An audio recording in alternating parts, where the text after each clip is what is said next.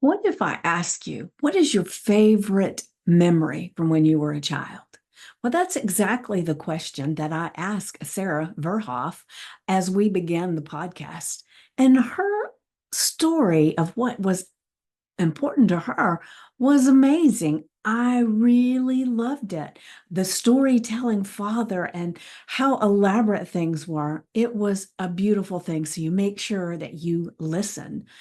And we had so much discussion about business and her energy work and VIP days and um, problem clients and so many different things. But the funny thing is, we were having such a good time talking that we completely forgot we were recording it all. And so you don't want to miss it because it's amazing. So stay tuned. Welcome to my podcast, Today's Dream, Tomorrow's Reality. My name is Vicki Poole. I'm a master transformational coach and hypnotist specializing in habit change. And this podcast is sponsored by the Enlightened Peach. And it's all about embracing our Mosaic life. And some of you may ask, what is a Mosaic life anyway? Well, it is recognizing that all the pieces of our life, the good, the bad, the indifferent, have all come together to make us who we are. Change any one thing, and we are different. With that in mind, I invite you to embrace your perceived imperfections and celebrate who you are. This podcast is unedited and raw, just like life. And as I said, I am your host. And I have a special guest with me today that I'll introduce in just a moment. But before I do, I would love for you to do me a solid. Leave a comment, leave a question, and like, subscribe, and share. So now, let's get started. So this lovely lady right here is Sarah Verhoff. Did I say it right? Pretty Close? close. Verhoff. It's good. Yeah. Verhoff. Yeah. So before we really dive in, I'd love to ask you a question. All What right. is your favorite memory from when you were a child?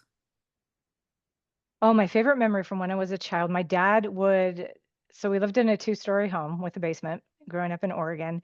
And my dad would come up and tickle my back and he would tell these stories. And these stories were so magical. And they always included like unicorns and fairies. And I would shrink down really small and I would get to ride these fairies. And he would tell the stories so vividly that I was there. I was just there and I Oh, would wow. often drift off to sleep in the middle of a story while he was tickling my back. And that was just magical. Oh, it sounds magical. I want your dad. Right? He's a good one. So, did he ever write these stories? He didn't. He has written a handful of songs. And he taught himself to play guitar and I think guitar, but definitely piano by ear. And he can sing and he's just the thing with my dad is you just feel him. Yeah.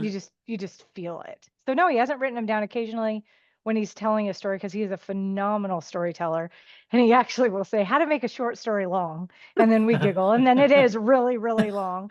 But that's actually my favorite thing for my children to hear now is, Grandpa, will you tell us a story?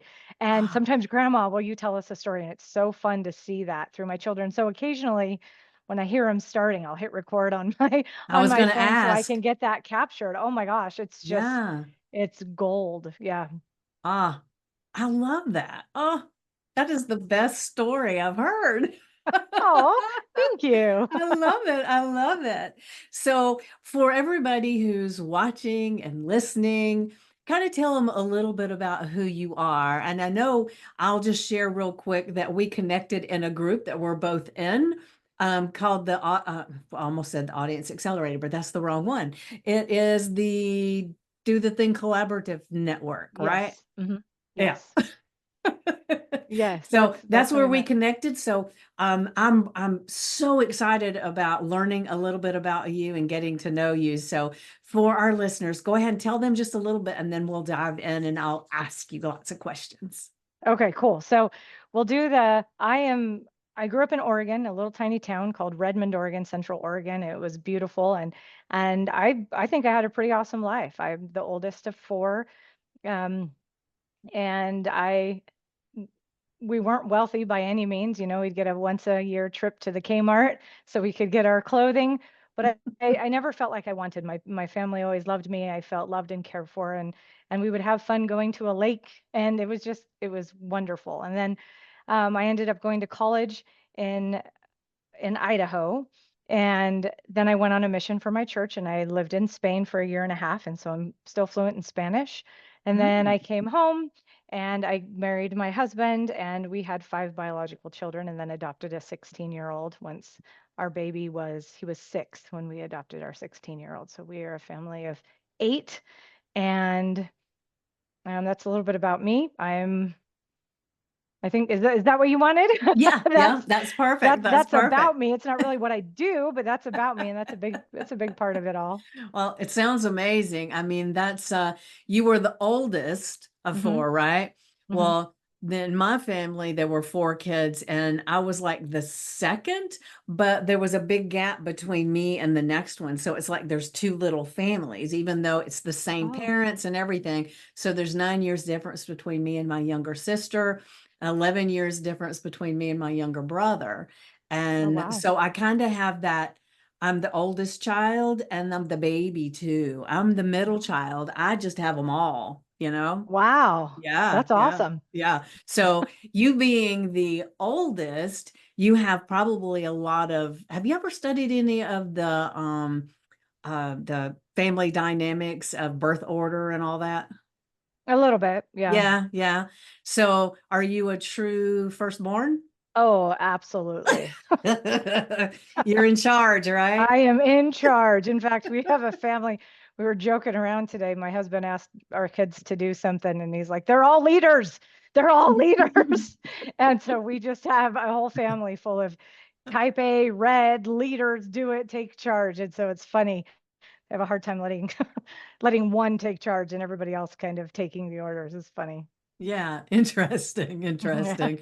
As I was studying about the birth order and everything, I could see me in each one of those little pieces, because being the middle child, I wanted to keep peace in everything. I wanted Yeah. everybody to be getting along. And I even would find that happening for me when I was working a job. If I saw somebody Okay. not doing something, I'd go say, you need to do that before they get over to you. It was like I was constantly trying to keep peace. And then on the other hand, I would be trying to be in charge. And then the other hand, I'd just be wanting to have fun. So it just depended on what the mood was, right? Yeah, that's funny. I'm actually a Libra, so I do have some of that, Ah, quite a bit of that balance in me, wanting to have the balance and the peace. So it's not my birth order necessarily, but yeah. as far as like the balance and when I was born, it very much is. It's kind of fun. Yeah. Well, see, I'm a Virgo. So Oh, okay. that'll tell you something there, right? There you go. Watch right out, huh? I love it. That's That's right. awesome. That's right. Well, so I'm really curious. I don't really know what you do. I know you want to empower people. Am I Mm-hmm. remembering that Mm-hmm. correctly? You Mm-hmm. want to empower people. So Mm-hmm. how do you empower people? Well, one of the ways that I empower people is I help them release trauma super Hmm. fast. So I'm not Okay. I don't I don't believe that things have to take a long time. I like to get stuff done quickly and I like to make stuff happen. In fact, today I had a client and we released 62 years of trauma in an hour. It was just Oh, gone. beautiful. And where she normally would be crying and sobbing, she was giggling and laughing and it was just absolutely beautiful. So I help transform people's lives quickly so that they can be their best self and Yeah. and accomplish everything that they want to. So those dreams are not a dream, they become a reality. Yeah. I love, oh, you're using my podcast terms there. There we Today's go. dream, tomorrow's reality. See? It We knew it is was a good right. fit, right? It is. It is a good fit. So, what techniques do you use to create that change? So I do quite a few different techniques. I've studied in a lot. So I'm a licensed and nationally certified massage therapist. I have studied the emotion code and the body code. I know lots of energetic modalities, and I've really just combined them all. And I do my own healing, is what I call it, the healing technique. Mm-hmm. And I'm able to get through it. It's interesting. I have a lot of clients who come to me because everything else has failed, Yeah. because they have no more hope. They come to me when, well, I've tried everything, might as well try you. And they leave better and they leave healed. And it's the coolest thing, because then they're able to go on and they send me messages. The song that used to come on and destroy me came on, and I heard it and I waited and nothing happened. I didn't get emotional. Nothing happened. Or I was able to accomplish this goal. I had somebody who had this massive funding goal that he needed because he was opening up a really big business. And he's like, yeah, it just made it all happen. It just happened really quick, and it was Yeah. easy. So it's really a lot of fun. I combine many things. Yeah, I don't know if that answers your question It quite, does. It but does. okay. I do the same thing. I have all different kinds of certifications for all kinds of things. And so Yay. it's what you learn as for those that are listening or watching, when you get these certifications, there's always parts of it that's like, oh man, that is so gold. That's going to work good Hmm. for me.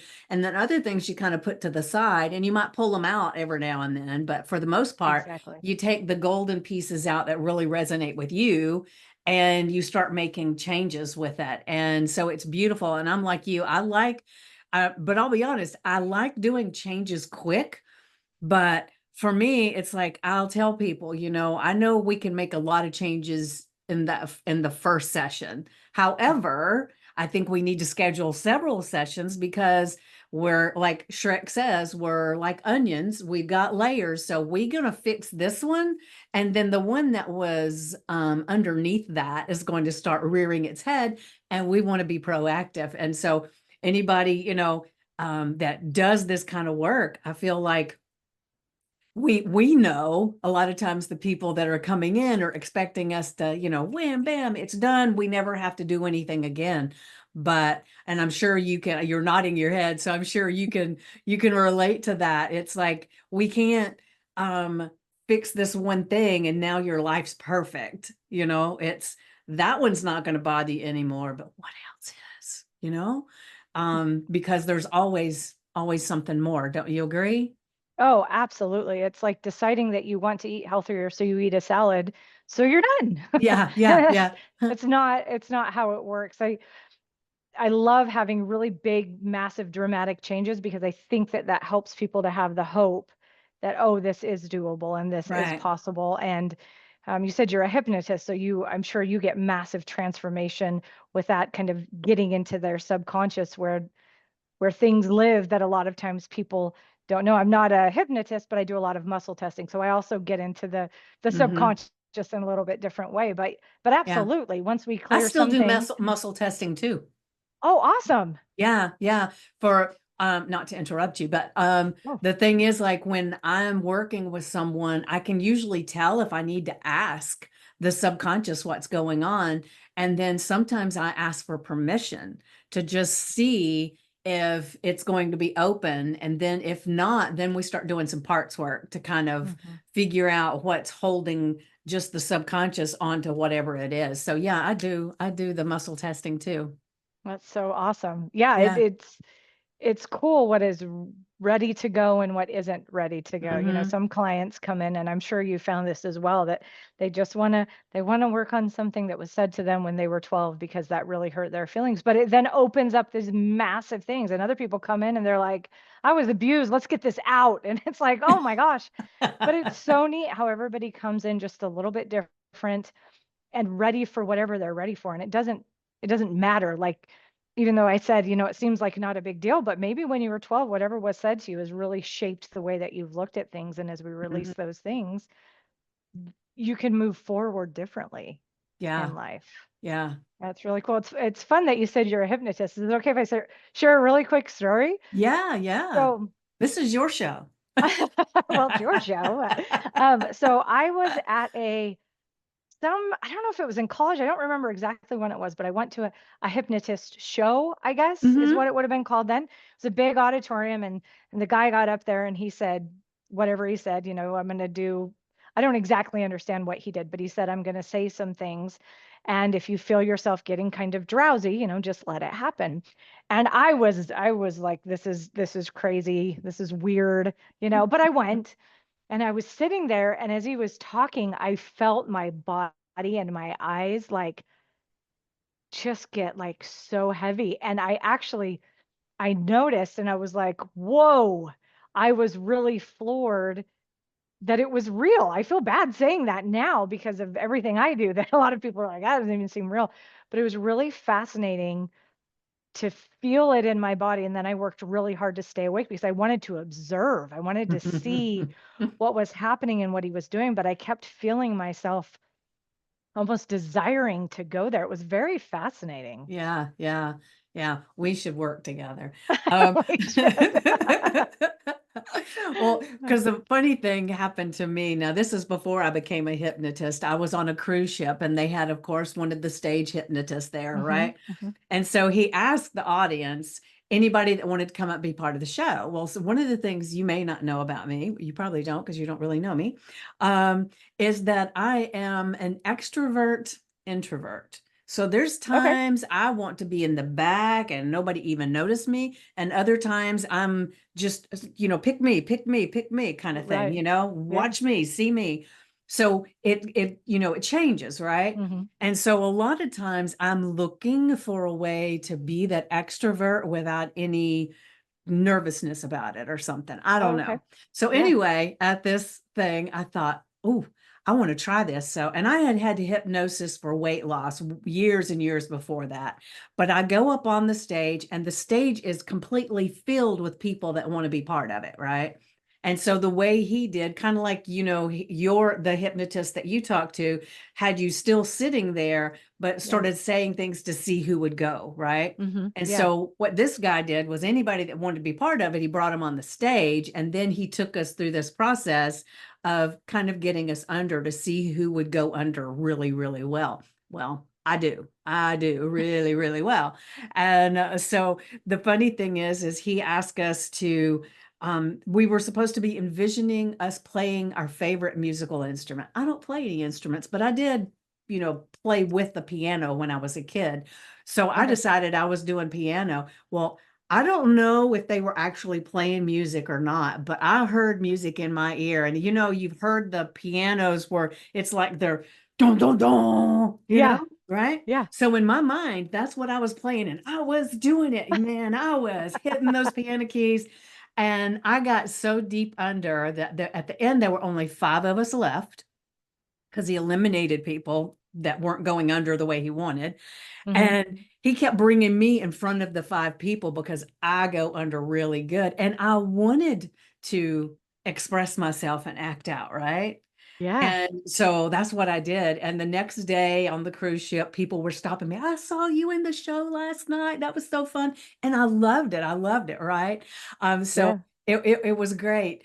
And so it was years and years before I ever got into hypnosis, though. And I did it because I had become a health coach and a life coach and a transformational coach because I had a terrible weight problem, constantly Okay. my whole life.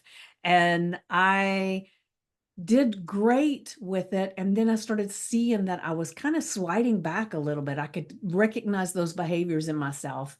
And that's Hmm. when I decided to get into hypnosis because I just felt like I needed one more thing to maybe make it solid, right? And Right. man, am I glad I added the hypnosis on it. And so I have 5 certifications in hypnosis because, one's not good enough. Right. And it's just like the other stuff. I pull pieces of each one of them out and put it in my little toolbox, you know. So oh, that's enough about me. Um No, I love hearing it. This is yeah, so neat. yeah, but I love your hypnosis story. Did he ask you to do anything that you remember?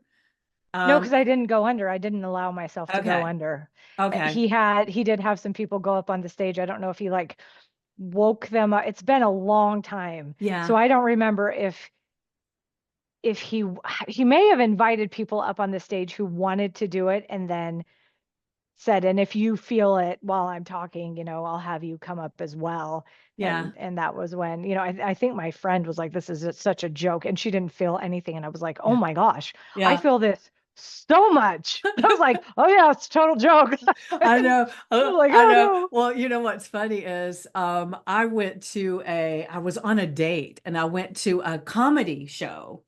Well, Hmm. lo and behold, what is it? A hypnotist comedy thing, Oh right? no. Now I know I go under and I didn't want to Yeah. embarrass myself. So the whole time he's talking, trying to get people to see who would go under, um, Yeah. I would I would do the alphabet in my Oh, head, okay.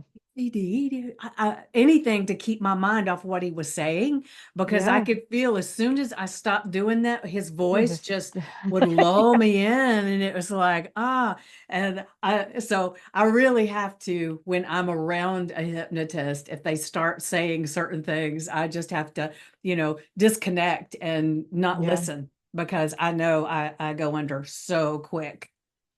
That's so fascinating. Yeah, Yeah, I haven't heard that story often, so yeah. that's fascinating that I guess. And maybe Mhm. you're a better hypnotist because you do go under, you know how it feels. Maybe, I don't know. And the thing is that just so people don't get confused with hypnosis, they can't make you do anything you don't want to do. But see, Right. the thing that, since I am a closet extrovert, basically, I'm getting more of an extrovert. But used to, I was definitely a closet extrovert. So I was always looking for this opportunity to just say anything, do anything. And it would be, I could say, well, I was under hypnosis if anybody had an opinion about it. Gotcha. You So know, it's kind already of took, safe almost. yeah, yeah, Yeah. yeah. And so that's kind of, when I started my podcast, it was because I wanted to be able to speak and not have to say, well, it was because I was under hypnosis or any of those things, right? I Yeah. just could Yeah. speak. And so it's really interesting, when you look at all of this stuff, that most of the time I really would spend so making such a great effort to be somebody I wasn't for a very, very long Yeah. time. Yeah. I think a lot of people do that, trying to fit in, and it often seems to boil down to, if I don't fit in, if people don't like me, then I'm not loved and then I'll be alone. It seems like most things kind of Yeah, go right back into that. So we have to act a certain way or do certain things or appear a certain way, wear the right amount of makeup or clothing or look a yeah, certain way so that we're ultimately loved. yeah. And we get most of that from when we were kids, you Yeah. know. Now I know your parents were great, and my parents were great too, but there were certain things that I knew if I did these certain things that I would get more accolades from them, Yeah. if I acted a certain way or I spoke a certain way, that's my girl kind of thing, And Yeah. so over time you start thinking, that this is where the love is when I do these. Like I had someone I talked to just the other day. She was actually on my podcast, and she said that when she was young, that the only way she felt like she got love was if she was the good girl. Okay.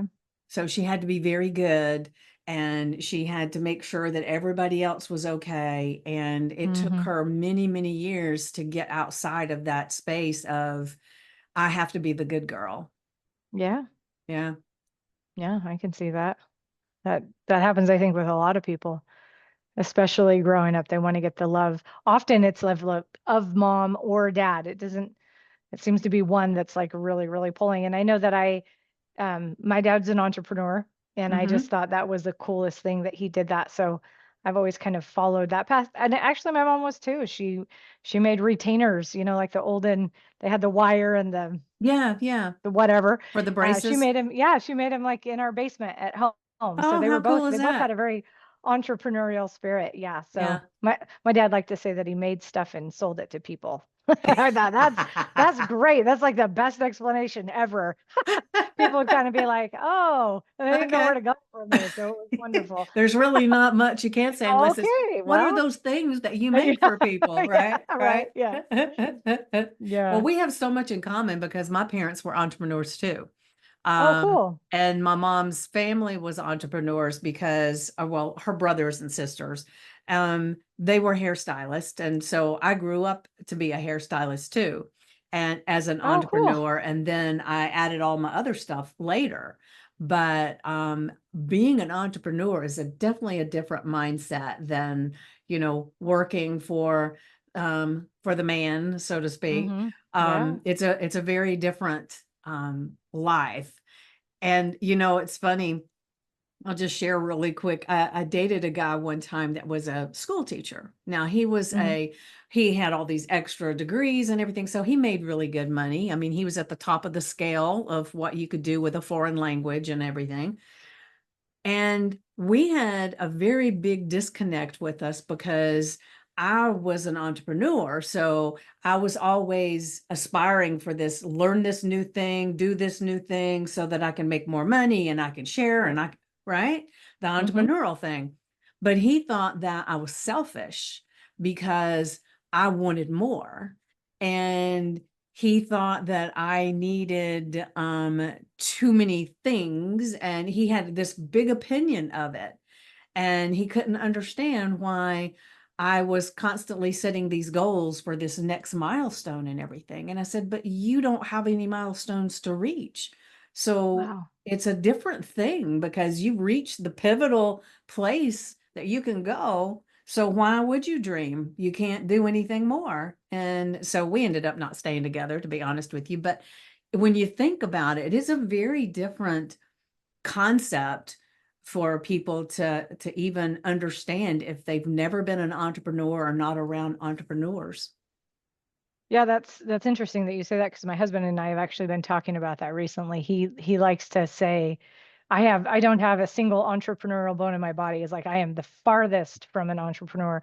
And because for the longest time, we've been married almost 24 years, and for the longest time I was like, well, look at these skills you have. You can do this business and this business. He's like, I don't want to. And it was so hard for me to understand. I'm like, why not? Why do you want to go to work for someone? Like the second I got out of massage school, I worked for a chiropractor for a hot second and then I was on my own because I was like, no, I everybody's got love all that. A these hot rules. second. Serious, they're like, well, it's called a therapeutic hour, which means you have 50 minutes. They have 5 minutes to take off their clothes, 50 minutes for massage, and 5 minutes to be done. You take them out, you bring in your next client. Like it's just, that's how you do it. It's the way it Yeah, works, how it is. And so often I would bring a client in there and they needed more than 50, they needed 50 minutes here, like on their right. shoulder and neck. And I was like, well, how am I supposed to help these people if I have to, follow these rules and do exactly what you say? And so then I'd kind of, I do like 57 minutes and then, you take it too long. And I was like, ah. And so it was frustrating. But yeah, my husband just said, he's like, I just am so far from being an entrepreneur. But it was interesting because just today, he and I were having this conversation. I'm like, you're good at a job for like 2 years. And then because he climbs quick Mm-hmm. because he is goal driven, Mm-hmm. not in a I'm going to start my own business, but Right. in a here I am, let me move up, up, up, up, up. And then he gets there and then he's like, there's nowhere else to go. So he also has goals that they just look a little bit different than me Yeah. as an entrepreneur. But it was kind of fun discovering that because I Yeah. So he sometimes sounds a when lot you like an entrepreneur. He just does it in a different way. yeah, he just does it like he loves coming. His favorite thing, which is not my favorite thing, is to go in and fix systems and processes. Like that Mm. is, oh, it just makes him so happy. And I'm like, oh my gosh, take everything. I mean, I'll type it up on a Word doc and copy and paste it and put it in, like I'm the worst with that. But he loves it. He likes making things streamlined. So he likes something that's established that he can go in and kind of perfect. So Hmm. it's great for me. I just say, Yeah. here, this I is was what going I'm to doing. say, maybe Yeah. I'll And he come goes, stay at your house for a little bit. I know. He just goes, he's like, show me what you do. And I'm showing him and he's like, oh, please no. And I'm like, well, I don't know. It's working for me. He's like, no, this is what you're going to do. It's going to be way faster. And of course I resist as, as a good wife, That's right. but eventually I'm like, fine, and I try it and it's wonderful. Yeah. It's a So lot of fun. how many children did you say you have? We have 6. Six. So how old are they? I know you said the oldest one was 16 when you adopted him, right? When we adopted him, yeah, back in 2016. So he just turned 24. Oh, wow, So we have a nice. 24-year-old, yeah, and he's Haitian, and he's going to school actually in Idaho to be hold on, like a flight medic. So like for Okay. air life, Uh-huh. that's what he wants to do. And then we just then our biological oldest lives in New York, and he is 22, 23. What year is it? He's 23. He actually sings for the Buffalo Philharmonic. He's an incredible musician. Oh, Yeah, nice. I mean, he picks up a woodwind and he's just good at it. And his voice it just melts you. For the longest time, I thought it was just me saying he was good. And then I would occasionally let people listen. They're like, whoa, he's actually good. Instead of the, oh yeah, mommy's really good. And then we have a daughter who just turned, so she's 21. We just found out we're going to be grandparents. So she's having a little baby boy. Oh, And her and her congratulations. husband, thank you. Her and her husband live in Idaho. And then I have a 19-year-old who's getting ready to serve a mission for our church. And so she's getting kind of all the medical stuff going with that. And then we have a 16-year-old who plays softball, and she's as feisty as they come. And then we have our 13-year-old baby who plays baseball and super sporty. So there Wow. they are.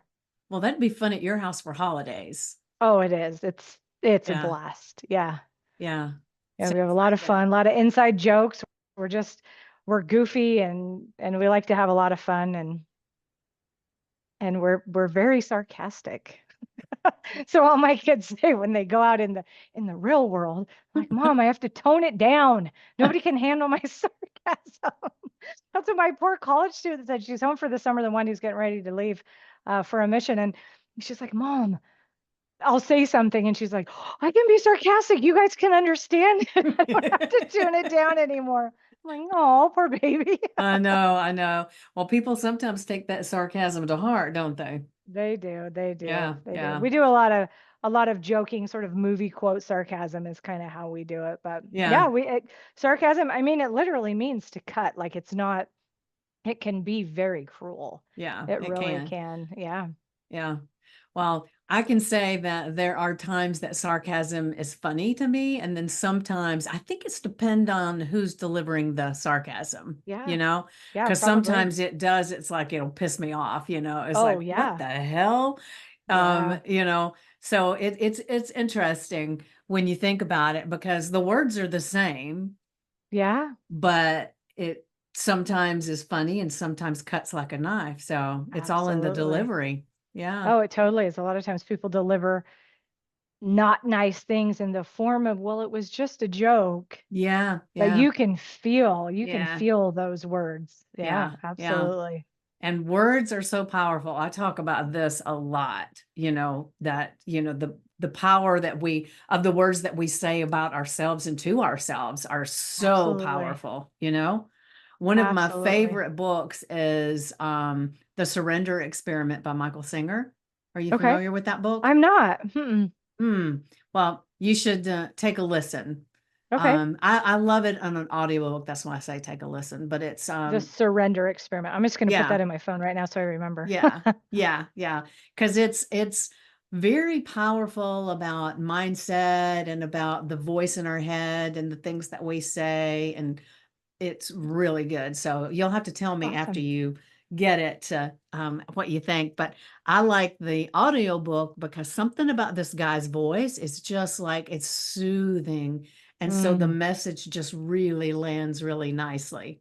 And Oh, that's wonderful. I don't know how you are, but I like listening to YouTube or podcast or books when I'm doing other things, like when I'm getting ready in the morning. It's the perfect time to have something in my ear, right? Or when you're in Yeah. the car and that kind of thing. I think Zig Ziglar used to call it your your university, your mobile university or something like that, Mm-hmm. so that Yeah. you were actually getting education while you were doing other things. But yeah, I love it.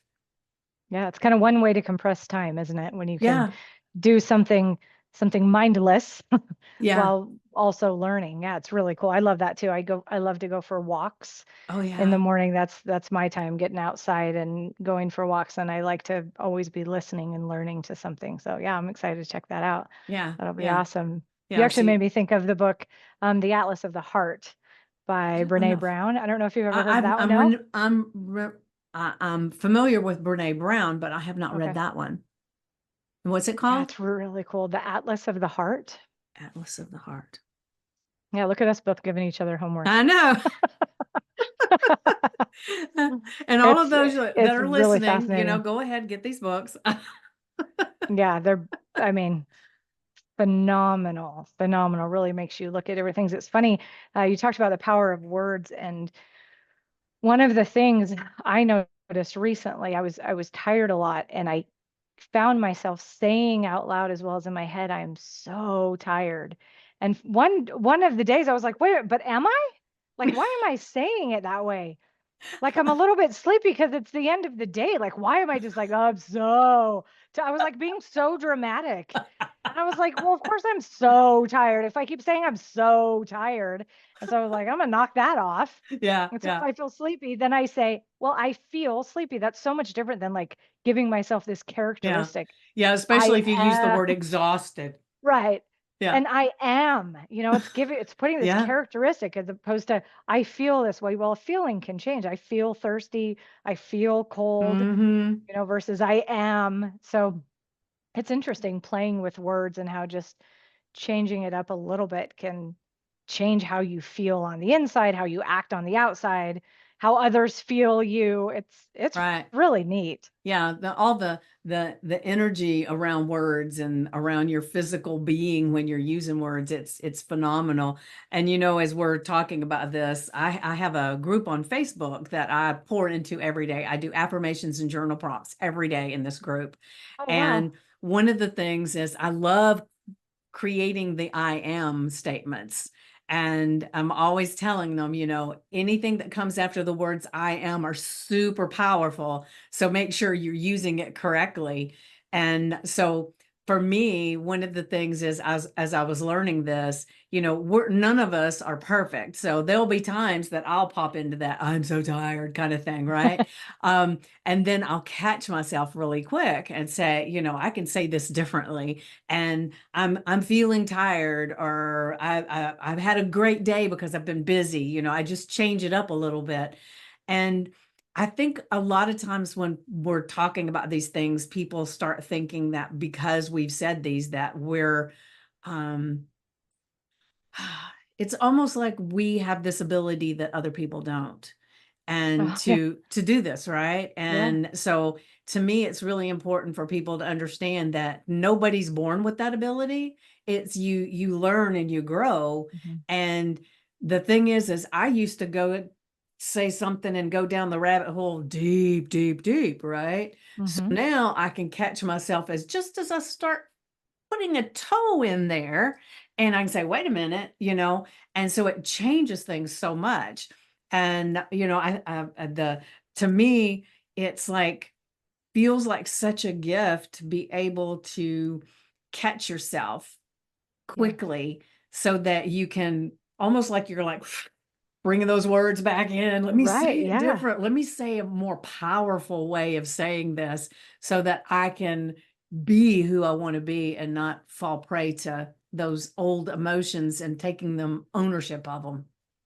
Absolutely. I love that you said that. I'm gonna grab a magnet really quick. Okay. I'm a big fan also of I am statements, and I don't know if it Uh-huh. comes across like Yeah. backwards or not. I never know. It's It right. it It's is to right. me.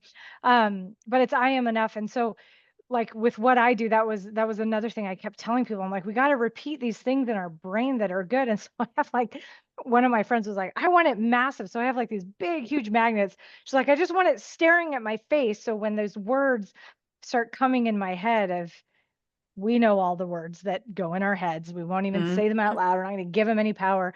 But to repeat the words, I am enough, or I am. I love that you do that every single day so that people can have something beautiful in their mind to focus on.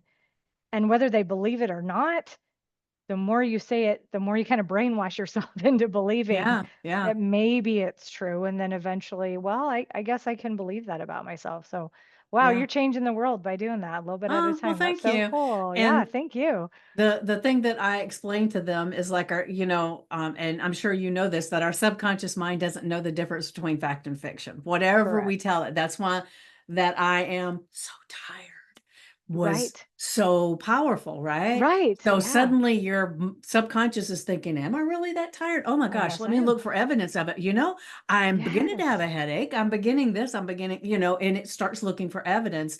So even when we say these powerful affirmations, even if we don't believe them in the moment, just the fact that we're saying them and we give it some emotion, you don't do much with the deadpan thing. No. Um, but when you can give it some emotion, your subconscious mind starts paying attention. It sits up straighter and it says, wait a minute, you just said what? Oh, let me Yeah. see. It must be true. Let me Yeah. see, find evidence of it. And then that's when the people around you start representing that new evidence, right? Absolutely. That's so cool. I love that you pointed that out. And our mind also doesn't understand the difference between sort of a yes and a no. For example, don't think of an elephant. Well, you Yeah. weren't. You were not. Who was thinking of Yeah. an elephant ever? Unless you're at a zoo, you're really not thinking of an elephant. But now you are, and maybe it's pink, but if it wasn't, it is now. And so the more we think about I don't want to do this, I don't want to do this, our brain doesn't really tell the difference between I want to and I don't want to. So that's another really important thing. I read a book where this lady had repeated over and over and over. I think it was in I think the Emotion Code was the book I was reading, and over and over she said, I don't want to end up in a wheelchair. I don't want to end up in a wheelchair. I don't want to end up in a wheelchair. And guess what? That's where she ended up because all her brain saw was this wheelchair. That was the Hmm. focus. I Yeah. know I've heard another story about when you're learning how to ride a motorcycle, you look at where you want to go, not at where you don't want to go, because wherever you stare at, that's where you're going to end up. So don't look Hmm. at where you don't want to crash. Look at where you want to go. Right. Look Right. at that angle. And that's why goals are so important. Even if it's just a step further than you think you can go, so you're focusing there instead of falling. Yeah. Yeah. And I don't know if you haven't been in Stacy's world for long, have you? No. Okay, because she's got this really cool diagram that she shares, and it is a your comfort circles. Mm. And so you'll Oh have to yeah. ask her about it if I you saw haven't that on seen. Saturday. Okay, So okay. Yeah. cool. Yeah. And so one of the cool things about it is, a lot of times we think that where we are is not good enough because we see this circle that's so far away from us, and that's where we're supposed to be. And I love these comfort circles because it helps you to realize that you only need to take a little step forward. If you don't want to be on camera talking to people, do it as an audio, Right. Yeah. just do what you can. And it's like there's so much times that we stop things because we feel like there's no way we'll ever reach this pivotal place that somebody else is. And Mhm. one of the things that I learned when I was going through my health and life coaching school is that, small hinges swing big doors is the way they put it all the time. So you Oh, only cool. have to have 1% change every day to create exponential growth. And so that's one of the things that I talk about a lot too, is that we don't have to be reaching these huge milestones right away. We start where we are and we just make these gradual things. So I like to say, the only constant in life is change, right? And so we're Mhm. either changing for the better, for where we want to go, or we're sliding backwards into something that we've thought before or whatever. So it's like we're in an ocean and we're just kind of tossed with the wind, right? Or we Yeah. can take charge and we can be strategic in how we want to be. And it is just, um, it's an amazing thing to be thinking that with that stuff that we become the people that are in control Mhm. of all of this stuff that's going on around us. And if we don't like what we see, it's time to do some inner work and say, okay, how can I be the person that is that? Right? And so I'm all the time talking about when we make, like today, we're having this conversation. So anybody that's listening, any change that they decide to make today, Mhm. tomorrow, that's their new normal because it's a little incremental Yeah, change. So then it's right. their new normal. And then you do it again, and that's your new normal. And so that's why I do the affirmations and the journal prompts, because I want them logging things down and writing down their thoughts so that Mhm. when they have made all of these little incremental changes that create this exponential growth, that in 3 months, 6 months, whatever it is, they can look back and say, oh crap, look how much I've grown. Yeah, Because without that to look at, you just think you've always been that way. exactly.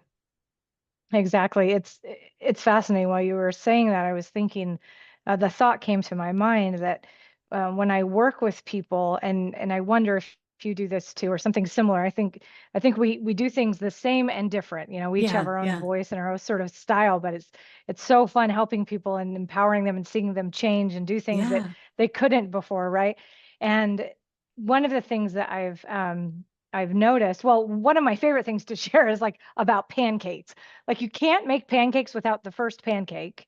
And the right. first pancake's bad. Everybody knows that the first pancake is just going to be bad. So when we try something new, it's probably not going to be awesome. But we know that. We know we have to have the first pancake and get rid of it so we can have all the beautiful pancakes. And that's how it is with everything. And also that the person we are right now is because of somebody who was scared. Me, when I was scared, did whatever it was, as Stacy says, did the thing, right? Mhm. All these do it now, did the thing. You know, your dream, like you say, is now the reality because the scared you, the one who couldn't do it, did. Right. And so now you are where you didn't think you could be. And it's so neat to watch that journey. I love that you have people write down journal entries so they can look back yesterday even or a week Mhm. or a month or a year and say, Yeah, "Oh my gosh, I had no idea I'd changed that much. I had no idea." We yeah. play that game in my family all the time. Just 4 years ago during COVID, my husband got very, very sick. He was one of the first people to get sick in Rockland County. It was a mail carrier, and he got so sick. I drove him to the hospital and I dropped him off. They came out in hazmat suits. My husband was Isn't that so out of scary as breath. shit? Oh my gosh. He Oh, he did not have enough my husband is a very in shape. He was 40, I don't know, 4 years ago. So he's 46 years old, 47, 46, 47, healthy male. He did not have enough breath to say his name. oh my gosh. So we pull up and he looks good. Like he looks healthy, but he tries to speak and he can't speak. And so they took him in, which I was grateful for on the one hand. And I said, "Well, what do I do?" And they said, "You leave." And it was 4 years ago. That was the longest drive home. I called my friend who was a doctor and I said, "Jen, what do I do?" She says, "You plan for him dying." And I was like, "You are the wrong pep talk." It was terrible. Oh And I gosh. sobbed the whole way home and I had to pull myself together because we had my husband's parents living with us at the time. We had 5 children at home, one on a mission, and I had to pull it together. So Yeah. in just really 4 short years, we went from 10 at home, my husband may be dying, to here we are in Florida. We have children thriving. My husband's alive. And sometimes we don't realize how far we've come Hmm. unless we take a minute and turn around and look. And that is what has shaped us for today. And Yeah. it's sometimes difficult to look at that and realize it was really hard. His phone died. I had no contact with him. It was Yeah. it was not my favorite time, but man, it teaches you how strong you are and you know. Yeah, yeah. Well, it is all of those, I talk about our Mosaic life in the Mm. podcast because it's all of those things that have happened over and over again. Not the same thing, but all the Right. challenges, all the things have brought us to this beautiful place where we are right now.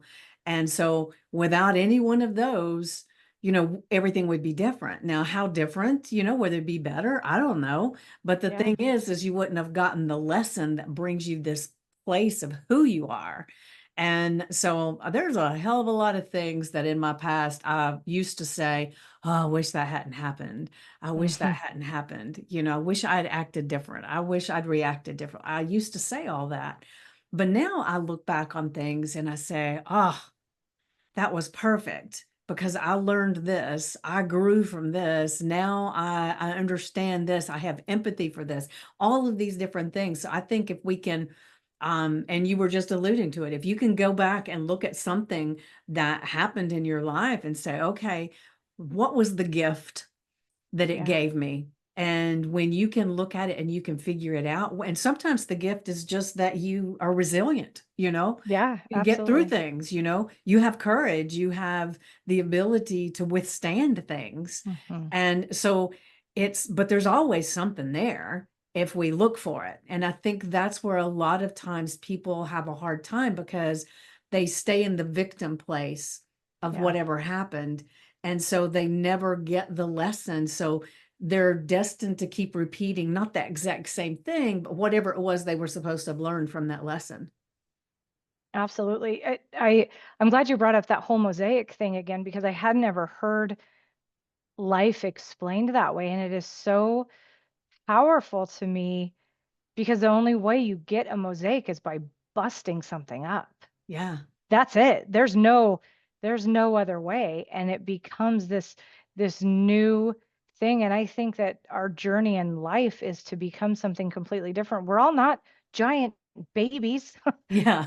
We're not, we've changed.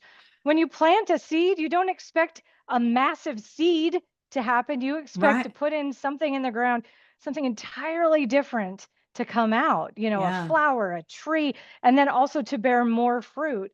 Right. And I love, like, I can just see in my mind this mosaic, and it's just incredibly powerful because each of our lives, I'm sure everybody listening or watching or wherever you are can name at least one time in your life you felt like you were busted up, Yeah. whether physically or emotionally or mentally. And where you are now is because of how you survived that busting up. Yeah. And Yeah. now you're that much more beautiful. What Yeah. a cool analogy. Thank you for sharing Oh, that. my pleasure. And one of the other things is the Japanese art of kitsumi. Are you Hmm. familiar with that? I've heard of it, but I Okay. don't remember right Well, now. what it is they would take like vases or plates or cups that were broken and they would Hmm. piece them back together and they would put gold in the cracks, which made the porcelain or whatever it was, it made it stronger and beautiful. And so it's like looking at that, it's like all of our cracks, we're learning and we're growing. So we're putting our gold in there and we're getting stronger and more beautiful just from having gone through that. And if you've never looked at any of the Kitsumi art, the I mean, it is gorgeous. And they even, not only do they make it look more beautiful with these gold pieces and everything, they actually set it on display and shine a light on it. So it's like they want you to see how beautiful these cracks became. So I kind of feel like that's the gift we can give ourselves. If we can look at the cracks in us and all the things that we've done that we wish we hadn't done or whatever, and we can imagine that we're putting our gold in there and sealing those cracks up. And then we're shining a light on them saying, look how beautiful that turned out. Right. Wow.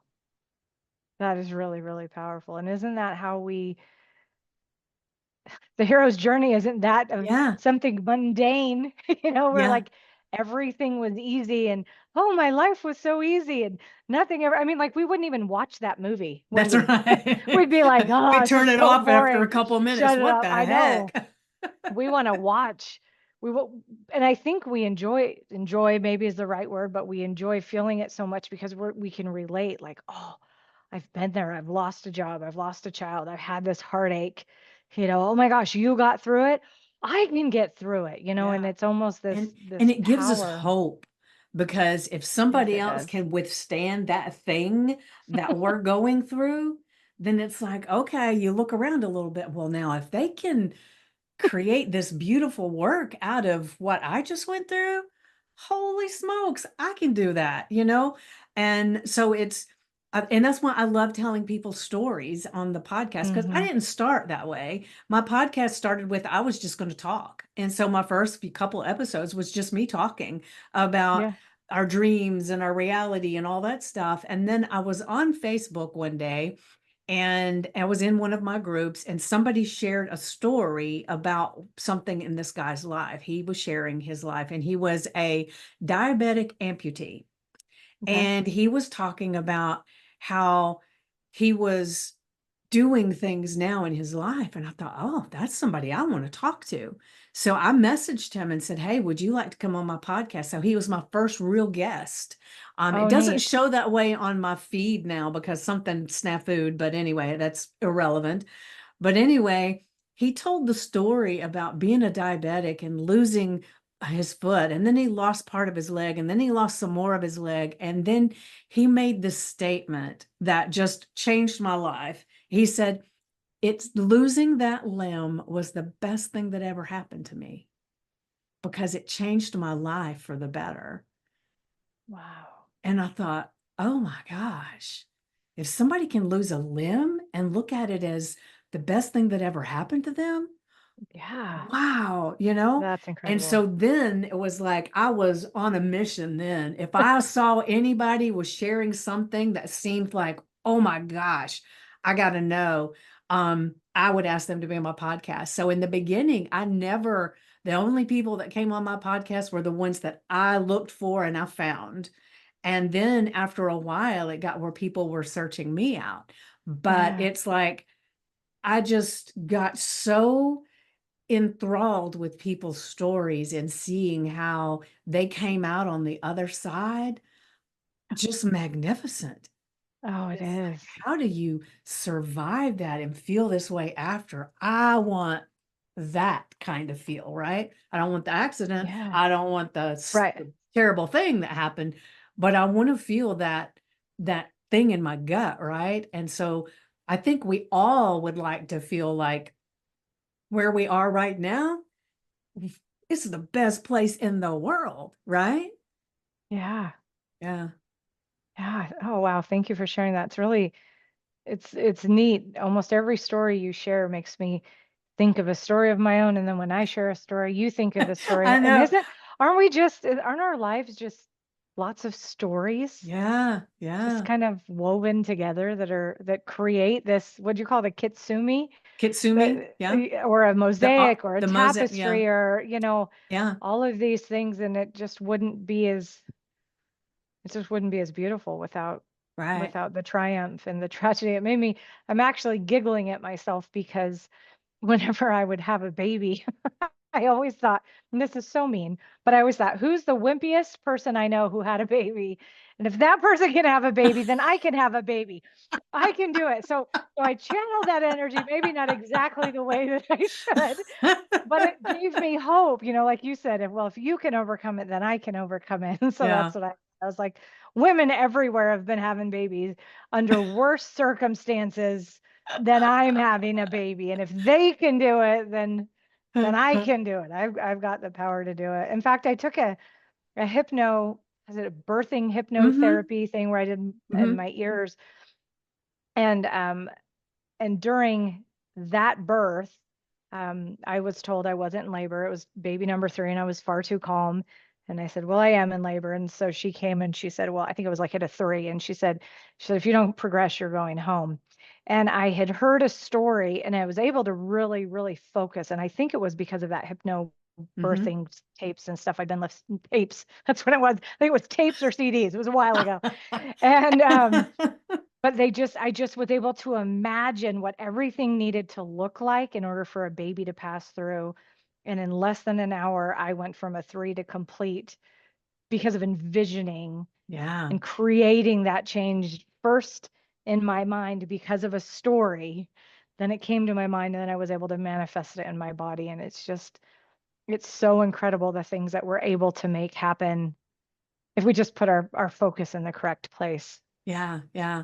And then one of the things that I think it's important to interject here is that most of the time, and not to be crude or anything, we can't see our own shit. Right. Whatever we're going through, we can't see Yeah. it. And that's Yeah. why it's a beautiful thing to have, whether it's me or whether it's you or someone else, a coach that can look at our lives and you say, well, this is the thing that keeps happening to me. And they can say, oh, I can see what's going on here. Let's do this and this. And how about what do you want to do here? And what do you want to do there? And we can help Hmm. guide someone. So I feel like it's almost like, we're in a park and we've lost the ball. It's somewhere in the Hmm. park and there's a drone up above and it's going around. It says, okay, take a left, take a left, take a right, take a right. Oh, there it is. And you Yeah. find that. But if you had been left on your own, you'd be in there for days looking for this Yeah. ball in the park. Yeah. And Yeah. so I feel like a lot of people want to do things on their own, and God bless them. Yeah. But I will be honest, I had a client once that when I talked to her the first time, she said, oh, and she was wanting to have to do weight loss, right? And she said, I don't know if I can afford to do this right now. I don't know if I've got the time. So I think I'll do this on my own. I said, okay. Do you know she came to me 3 years later, needing to lose more than she did the first time? And then we worked together. And now she didn't lose weight right away, not physical weight, but the weight that Hmm. she lifted from her life was amazing, right? Her life was drastically different. And today she's still losing weight, doing all the things that she wants to do, and she's doing it, right? It's not me Right. doing it. And the thing that broke my heart, but it was like, if you'd started 3 years earlier when we first talked, where would you be now? But then I remind myself, everybody's journey's different. Maybe Yeah. she had to have those 3 years of struggle on Hmm. her own to appreciate the what we created. I don't know. But, it's the kind of that old saying, when the student is ready, the teacher will come kind of Yeah. thing. But I just wanted to make sure that I explain to people that when you've got something going on, somebody else can look at it and they can give you guidance and help you. Whereas you might struggle for years trying to get to the root of something so that you can change your life. Yeah. Sometimes we're just far too close to it. So we need Mm-hmm. that coach to say, all you got to do is just adjust like this Yeah. and it'll be amazing. And we said, well, I've been trying, and a lot of times along with weight loss, people say, well, I'll just read a book or I'll just study this. And sometimes that works. Mm-hmm. But more often than not, you lose the motivation or the book stays where it was before. Yeah. It's not read. And, I mean, my gosh, if all it took was information to change things, we would all be healthy and wealthy and wise, wouldn't we? We'd all be Yep. just That's right. living our best We would life and we're have no not. needs whatsoever. Yeah, and all those books on your bookshelf that I see and all mine over there that you And don't there's a see. bookshelf over here that you can't see. And especially because it's really sloppy because it's got books piled on top of books. That one over there looks pretty good. But if it was information alone that changed us, we would all be far different.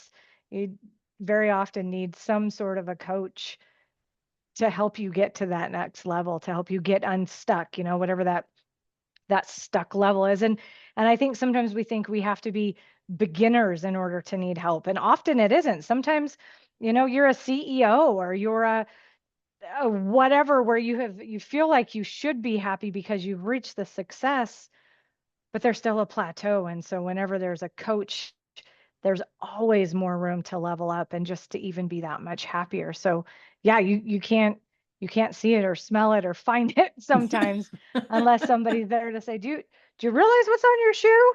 I was Yeah. wondering where that smell came from. Well, I see it. It's on your shoe. If Yeah. we take off the shoe and put a new shoe, everything's going to be fine, Yeah. Yeah. Yeah. Yeah. That's definitely a sweeter way of explaining it. Well, but it's the same thing. It's the Yeah, it same. is. And It is. yeah. There's Oh, times when I geez. say that I think some people are probably I'm cringing, but hey, that's just what I say. So that's Well, okay. and it's good because it's a real thing. I mean, it's not like something we're not familiar with. Yeah. Sometimes I think we speak in these analogies that can be so far-fetched, it's hard to really understand. But I mean, that should be a daily or every few day occurrence. Yeah. It shouldn't be. And if it isn't, then, You need maybe more find somebody than other than a coach. Like, hypnosis. get way in there right now. Get some help. That's not okay. You wonder why you're bloated? I'll tell you. Sorry. Should have warned you. Don't take a I drink. know. I almost spit that out my nose, you know? I know. I know. Jeez. Well, Ugh. uh, this has been so fun. I have so enjoyed talking, I think there are certain times that you meet people and there's just this energetic flow that just feels so good, right? And I feel that from you. And I do have a few people that I've had that instant kind of connection with, and so I can see that we will be friends. And Absolutely. I think we will be collaborative in our adventures and our groups and all these things because I can see where we're complementary to one another, and Absolutely. and one of the things that I love about being part of that collaborative group and being there with you and everything is that it doesn't matter what your expertise is and whether there's somebody else that does exactly what you do. We all have a different voice. We all have a different way that we're doing things. So we're going to attract different people. So nobody in there is ever, I'm not going to talk to them because they'll Mm-mm. take my clients. They'll do this. It is such an amazing group of people that just connect and we all help each other. Like it's amazing. And I Yeah. wish, everybody, no matter what business they're in, whether they work for somebody or they're an entrepreneur, I wish that for everybody. Wouldn't it be Yeah. amazing if you just had a group of people around you? They're saying, yeah, let's do this. And they're encouraging you all the time and helping you out when you might be stuck somewhere and they can say, oh, I've done that before. Let me show you how to do that. Instead of saying, look, they don't know how to do that. And Right. because that's what's typically out there. We Yeah, don't it want to really we don't is. want to help somebody because there's not enough in the world to go around, obviously. And so it's a beautiful thing. So those that don't know, we're in a group that's called, it's a collaborative group. Hmm. But it is, I mean, I just can't speak enough about the whole feel of the community and being able to help each other and talk and grow together. It's just phenomenal. Yeah, it's really incredible to surround yourself with people who are also high achievers, but they just want you to succeed. Everybody in Hmm. that group is looking for your success, and it's a comfortable place to share when you succeed. And sometimes the success is, I talked to somebody today, I or I know. did an interview, with only sound, but I did it and I was so scared and my voice was shaking, but I did it, and everybody just cheers each other on. And Yeah. it's so cool because so often we weren't cheered on. I mean, what have I feel like I heard somewhere that the last time a lot of people have been clapped for was at their high school graduation. For me, that's been a minute. It's been Yeah. 30 years, more than 30 years, I guess, this year since that happened. And so for many people, that was the last time they truly felt cheered on. And Yeah. so to be in a group of people that really just want you to have success for no other reason than for you to have success is so neat. Yeah. It really, really is. Yeah. I love that. And the saying is that if you want to know what your life is going to be like, look at the five people you spend the most of the time with, Hmm. right? Yeah. And so there's times in your life, I know there was a time in my life where it was like very desperate times. And if I go back and look at the people that I was surrounding myself with, man, the only thing we really had in common is that we were all in desperate times, right? Wow. And so it's amazing when you really look at things how it helps you see what's going on more, you know? Yeah. Back then, Yeah. I didn't even know to look, Right. you know? Yeah, and there's that whole coach mentality, right? You were ready, the Mhm. teacher appeared and said, "Hey, did you know that there are people who cheer each other on?" You're like, "No." I thought we I only could get ooh, together and say what was going wrong. There are people yeah, talk about yeah, good stuff too. yeah, Yeah, I was always kind of afraid of, I don't know why, but kind of afraid of those kind of group, the high achievers, oh, they celebrate each other. But then, Stacy said, "Come join." And I was like, "Well, so why I were mean, you why afraid, not?" do you think? I don't know. Maybe it's selfish. I'm often the highest achiever wherever I am. Mhm. If there's a problem, uh, maybe it's that first child thing that we talked about at the very Yeah, beginning. And maybe I enjoy that more than I thought I did, going yeah, in and just taking care of it. And maybe I thought, I don't know, I've never really explored this until you just asked me this question, but perhaps it's because I wouldn't feel needed. But that hasn't been the case. Like this right. fear, it was like I was trying to solve a problem that I didn't have, and it didn't even exist. Yeah, So I didn't go for it in the first place, yeah. which sounds so silly now that Well, I'm in it. Now that I'm in it, but again, that Sarah back here who was maybe afraid or nervous yeah, did it anyways and said, "Okay, well, let's go." And I love the name of your podcast. I'm sorry, I'm going back to that really that's quick okay. because so we live in Florida now. We moved here from New York. What part of Florida are you in? We're in Central Florida, by Lakeland, Okay.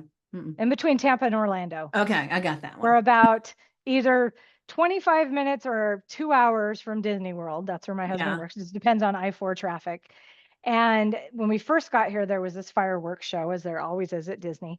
And there was this one, the way Disney sequences it, whether you like Disney or not, that, it's kind of neither here nor there. It's the hero's journey is just what it is. Mhm. It's like happy go lucky. And then there's this whole part with like villains and there's fire and it's gnarly. And then Moana went up to the top of the castle because it's all these cool projections and she's just breathing hard. And I don't know if you've seen the cartoon Moana, it doesn't matter. You can Yeah. imagine somebody trekking, and then getting to where they're just exhausted. And she's just on the ground and just like breathing heavy. And you can feel her desperation.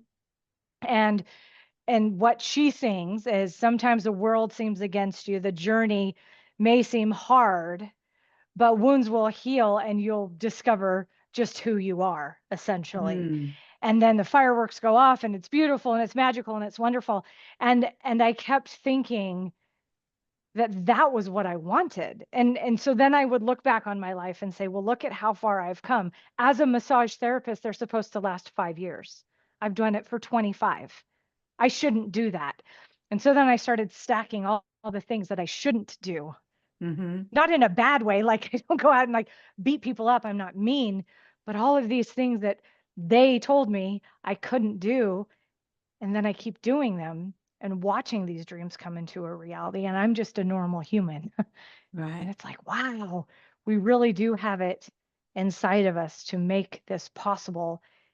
And sometimes we just need somebody to say, no, all you got to do, it's just this one little tiny thing. I see what you stepped in. I Yeah. see what's going on. Let me help you. And oh man, you're Yeah, gonna level fly. so far. Yeah. Yeah, yeah, Well, yeah. and then Tinkerbell flies, so then it's That's right. magical. That's right. That's right. So one thing I want to say is that, you said that you typically are because you're the firstborn, you're the one in charge, the one that's the higher one in the groups, right? Did I understand you right? Yeah, if Okay. people sit Okay. around the table don't know what to do, and I just take charge. Yeah. Okay. Well, one of the things that I shared with somebody the other day, and this is something that I heard too, and I'm not meaning to be offensive at all, so don't take it that Oh way. wow, here it But comes. Okay, I'm ready. that's right. But if you are the smartest and the most logical person in the room, you're in the wrong room. Yes. Yeah. Amen. All Yeah. day. I discovered that in Houston this past week. I loved the minds and the challenge. It was like, Yeah. It was like everything lit up in me like, "Oh my gosh, I didn't know this existed." So absolutely, I take no offense. Okay. Okay. I take it all in because I didn't know that. Yeah. I didn't know that until recently, and I discovered that and went, "Oh my gosh, that is so true." Yeah. And so And I for love those that it. don't understand what we're saying is that if you're the smartest person or the wealthiest person in the room, whatever, then you've got to be in a different room so that other people are more knowing, more wealthy, whatever, so that they can help you to lift you up to be even better than you were.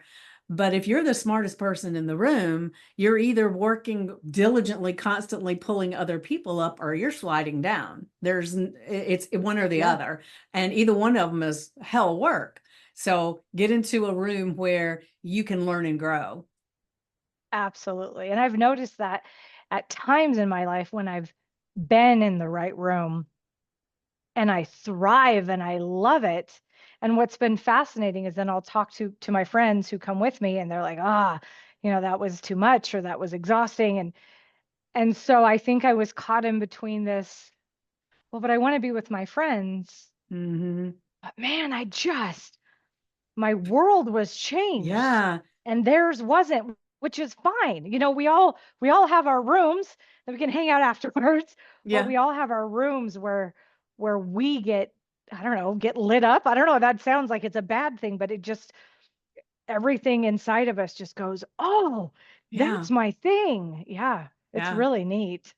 Yeah, Yeah. so if everybody listening, if you haven't found your room where everything inside of you is just like, yeah, Yeah. then find your room, find your And people. when you get in that room, sometimes it can feel like you're scared a little bit Yeah, because yeah, everybody else is really gung ho and it's going to put you outside your comfort zone. yeah. But if you can embrace that feeling, and like one of the things that I tell people when, like, if you're about to step on stage and you're scared as crap, right? Your stomach's, butterflies are going, your heart's pumping, you're sweating and everything. This exact same feel as ultra excitement. Yes. Exact same feel. So if you can just turn it around instead of saying, I'm so nervous, I'm about to go out there, say, I'm so excited, I'm about to get out there and talk. Yeah. And if you can turn it around, because the feeling in your body is identical, but you're Yes, it giving it a is. different label. And Yeah, so that's one of the most powerful things that I feel I can help people with is being able to step out and and be what they want to be without it holding them, the old beliefs holding them down. And sometimes it comes to something as simple as recognizing these physiological things that are happening in your body, that they're normal, whether it's fear or is excitement. So you might as well look at it as excitement. absolutely. I think I talk about that almost every day with my clients as Do you well. really? Oh yeah. Yeah, just it's the same thing. And another thing we often talk about is fear, and people get so angry with their fear. And we talk about just like holding your fear and showing such gratitude. Our body is afraid to protect us. That's our story. That's what we've known. And isn't it so neat that our body and our soul and our subconscious care so much about us to create something to protect us?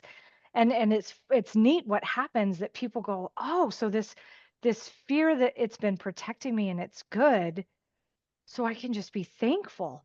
And now that I know I'm safe, I can let it go and I can move forward." So it's really cool just reframing something and calling it, acknowledging it what it is, but then Mm-hmm. maybe just renaming it, because yeah, the feelings are the same, whether you're scared to death or super excited.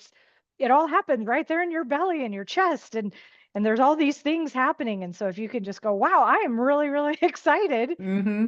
then your face changes, your body changes, everything Yeah. changes. Yeah. Absolutely. Yeah. So we're getting close to time, and this has seemed like it's just gone flown by. But before we end, is there anything that maybe I haven't thought to ask you that you really want to share with people?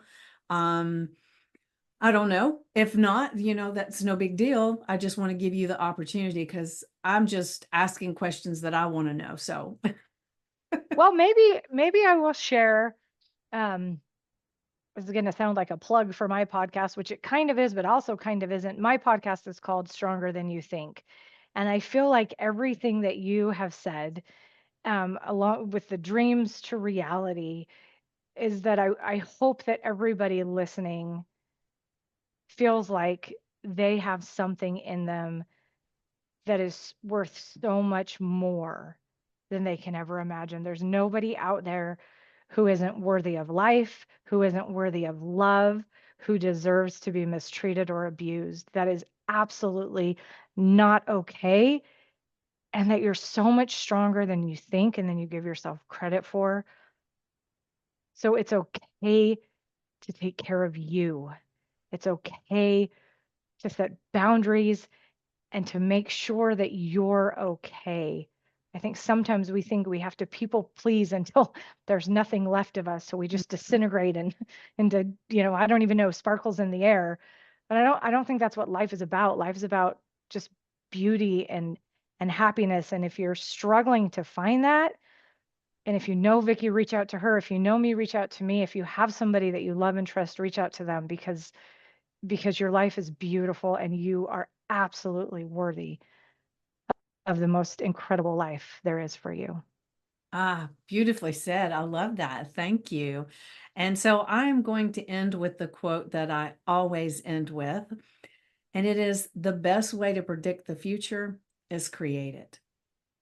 And I can't tell you who said it. I've gotten a lot of people told me different names, but we can look it up. But the thing is that for some reason, that one quote just really grabs my heart, you know? Yeah. And so I always like to share that quote. Well, that's beautiful. Thank you for sharing that. My pleasure. So, all right, everybody, make sure that you like, subscribe, and share for sure because we want to get a lot more people knowing who Sarah is. And we just want to be so supportive of her because she has come on my podcast, and I'm so excited to have had her here. And I feel like I have a new friend. Thank you so much for having me. This has been just incredible. I have so many takeaways. I have so many things now that I am just going to run with. So thank Okay, you. wonderful, wonderful. So, all right, everybody, I will see you again soon. Mwah.